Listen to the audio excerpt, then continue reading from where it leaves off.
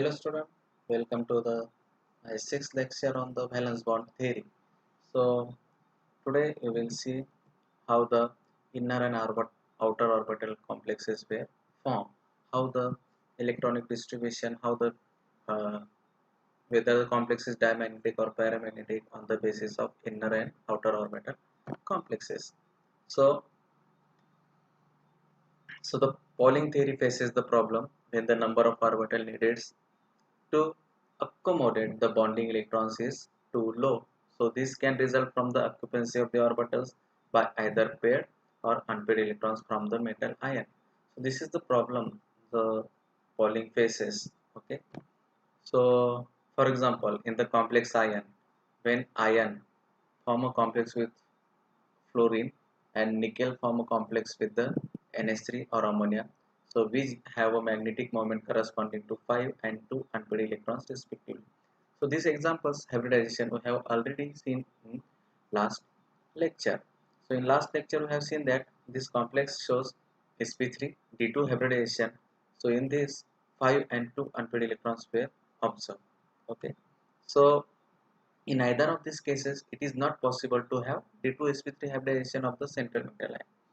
So in this complex, sp3 D2 hybridization is takes place. So that is the reason the pairing is not takes place and the electron remain unpaired. So there are only four orbitals, 4s and 4p, approximately same energy beyond the occupied d orbitals. So approximate 4s and the energy of 4s and 4p orbitals are approximately the same energy beyond the occupied d orbitals. So here is how the sp3 d2 hybridization is takes place. That is also we have in detail we have seen in our last lecture, but in continuation to this we will see again at a glance how the hybridization is takes place in FeF6 3 minus. So here is the in this complex, ion is in +3 oxidation state, so it loses 3 electron while forming a complex.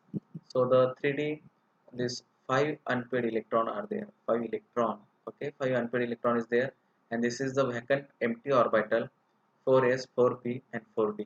So fluorine, while uh, forming or fluorine will donate the lone pair of electron in this vacant orbital, and there is a hybridization takes place sp3 d2. So this is how the electron will or ligand will donate the lone pair of electron in the vacant empty orbital of the fluorine, sorry, ion. Okay. Then in another complex, that is NiNH3 6 2 plus complex, the nickel is in +2 oxidation state. Here in this case, here you can see the two unpaired electron present, and this is how the sp3 hybridization is takes place. And the this empty vacant orbital, the lone pair were donated by the 6 ammonia ligands, and there is a formation of this complex through sp3d2 hybridization. So uh, this is how we can explain how the 5 unpaired electrons are present in iron hexafluoride complex or hexaamine nickel uh, complex. 2 unpaired electron is there. Okay. So Pauling overcame this difficulty by assuming that such complexes are primarily ionic. That is, he assumed the metal orbitals were left free to accommodate only metal ion electrons, and the bonding electrons were contained in separate orbitals located primarily on the ligands. So he think that this complex are not coordinated. So these compounds are complex are the ionic. So he considered that metal orbitals were left free to accommodate only metal ion electrons, and the bonding electrons were contained in separate orbitals which is located primarily on the ligands. So the term ionic was not proper because some complexes of this type, such as iron, when it forms a complex with acetoacetate AC ligand, so it behaves like a covalent compound. So the ionic terminology is not proper. So on the other hand, Pauling stated that in case of strong electron donating ligands, okay, so there are some strong electron donating ligands such as cyanide, Cn minus, which covalent bond formation would occur even if required in some cases by coupling of d electrons to provide the necessary orbitals for the hybridization. So he called such complexes as covalent. So generally, whenever strong ligand is there, that is cyanide, so at that time Pauling stated that the strong electron donating ligands such as cyanide, so they form a which bond? Covalent bond. So and he called the, whenever the cyanide is there at that time, that complex is he considered as a covalent. So Pauling made a subdivision of complexes into ionic and covalent, and the observed magnetic moment was used to decide which kind of complex was it. Okay, so when generally he found that whenever it is a paramagnetic, at that time Pauling stated that these complexes are ionic, or whenever the covalent complexes are there, at that time he stated that the complexes are diamagnetic. Okay, that means all the electrons were paired, and whenever the electrons are not paired, separation is there, at that time we consider as the ionic. So now Huggins, the scientist Huggins proposed that outer d orbitals might be used in bond formation, but at that time it was generally considered that the 4d orbitals could not hybridize satisfactorily with 4s and 4p orbitals to give strong covalent octahedral bond. So when this theory first time proposed, at that time it is considered that the energy, as we know, the energy level of the 4s, 4p and 4d is 4s and 4p is somewhat similar, but 4d is different. Okay, but at that time it was generally considered that the 4d orbitals could not hybridize satisfactorily with the 4s and 4p orbitals, so it gives strong covalent octahedral bonds. So later, the scientist Craig showed that with highly electronegative ligands, the use of 4d orbitals probably leads to the stronger bonds than those formed by 4s and 4p orbital alone. So here, in this case, strong electronegative ligands such as fluorine, halogen derivatives. So he showed that at that time the highly electronegative ligands, the use of 4d orbitals probably leads to the stronger bonds than those formed by the 4s and 4p orbital alone. So thus complexes described by Pauling as ionic were supposed to use outer d orbitals, and covalent were supposed to use inner d orbitals for covalent bonding. So this is how the Pauling decided whenever the compound are ionic, at that time it used as a outer d orbitals, and when compounds are covalent it use inner d orbitals for the covalent bonding. So in general, inner orbital octahedral complexes use n minus 1 d2 ns np3 orbitals. Okay, two orbitals from the inner d orbitals, then ns, uh, one orbital from s ns, and three orbital of np3 orbitals, and show d2 sp3 hybridization and sp3 d2 hybridization, where n is the principal quantum number of the outermost shell. So in other words, the octahedral complexes like hexaamine cobalt 3 plus, which use n minus 1 d ns np orbitals of the metal ion to show d2sp3. Always remember, whenever it is d2sp3, at that time n minus 1 d orbital is used. So and whenever the d2sp3 hybridization are takes place, that complexes are called inner orbital complexes, whereas the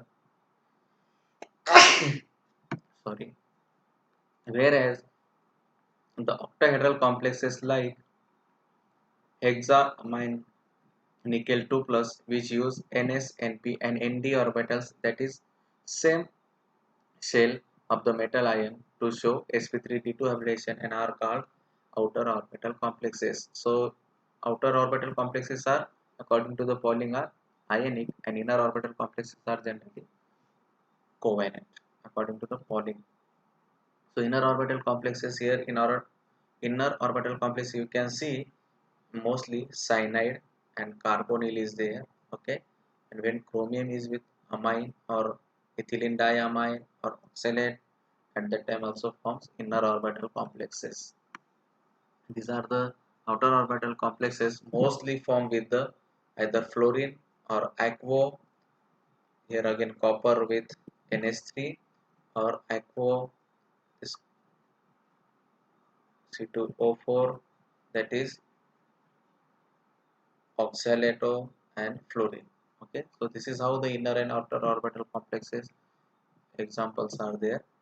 So there is a formation of inner orbital octahedral complexes with D2sp3 hybridization in case of.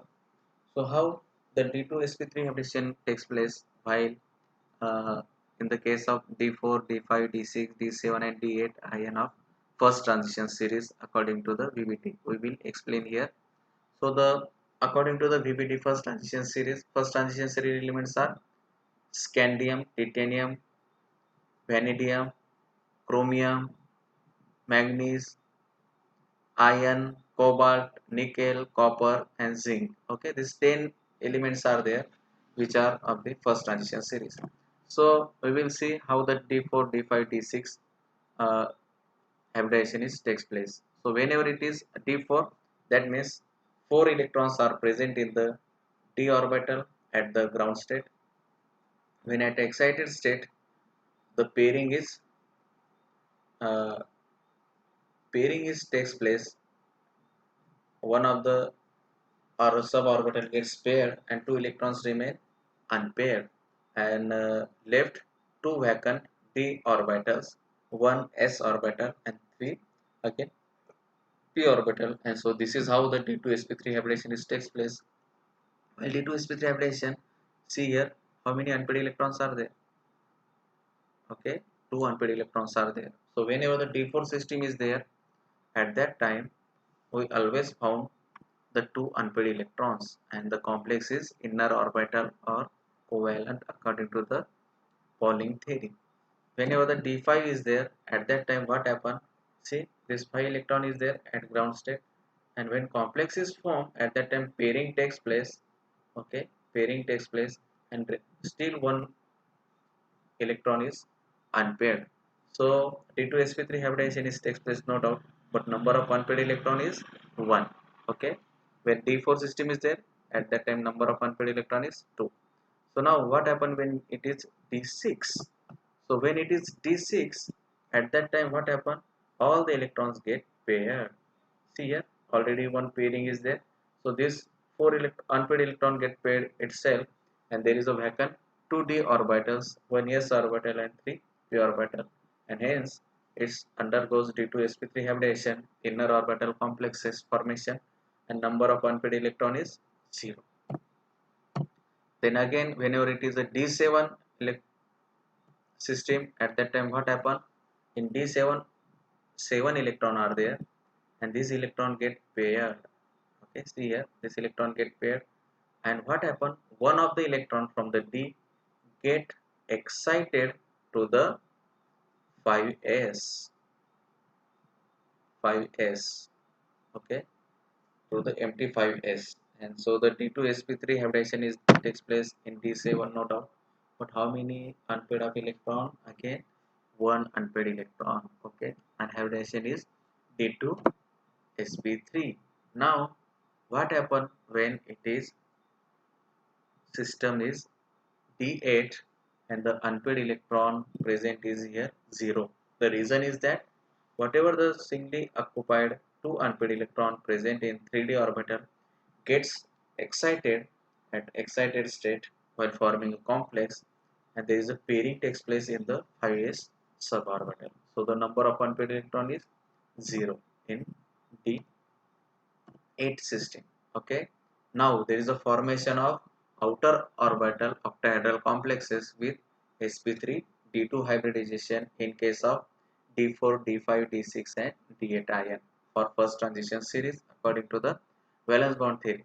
So if it is d4, so what happened while it is forming a complex? So see here, here all the 4 electrons get singly occupied, remains unpaired, and this is a vacant one of the d orbital. And in sp3 hybridization, this outer same shell 4s, 4p and 4d orbital were used, and its hybridization is sp3d2, and you can see here how many unpaired electrons are there. So the 4 unpaired electrons are there, while in d5, in 3d 5 electrons are there, and again there is a no pairing takes place. Again same shells 4s, 4p and 4d. So total sp3 d2 hybridization is takes place, and number of unpaired electron are 5 in D5 system. Okay, so now what about D6?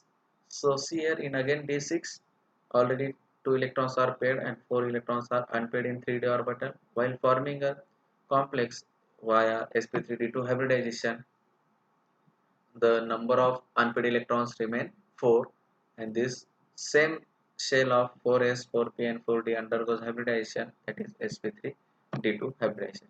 And while complex with the d8 uh, electronic configuration is d8, at that time what happened? So see here, 1 2 3 4 5 6. Okay, okay. uh, I think there is a mistake. Yes.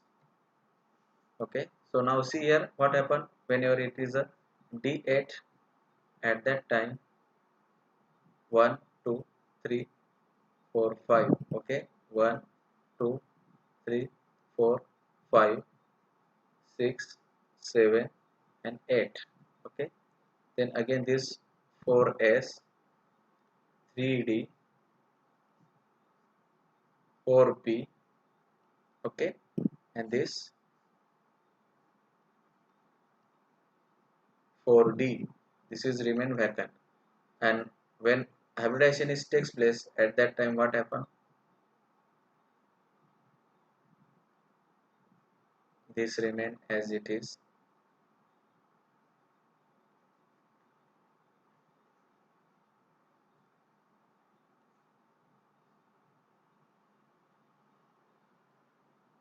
See here, this undergoes sp3 d2 hybridization. Okay, so in this case how many number of unpaired electron are there?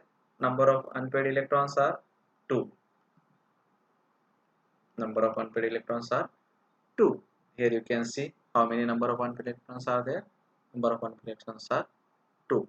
So only 2 unpaired electrons are present in whenever it is d8 system. So this is how the complexes can be explained, or on the basis of valence bond theory, whenever it is the inner orbital complexes or outer orbital complexes. We have explained here some of the complexes whenever it is having a d4 d6 d8 electronic configuration. Okay, so thank you.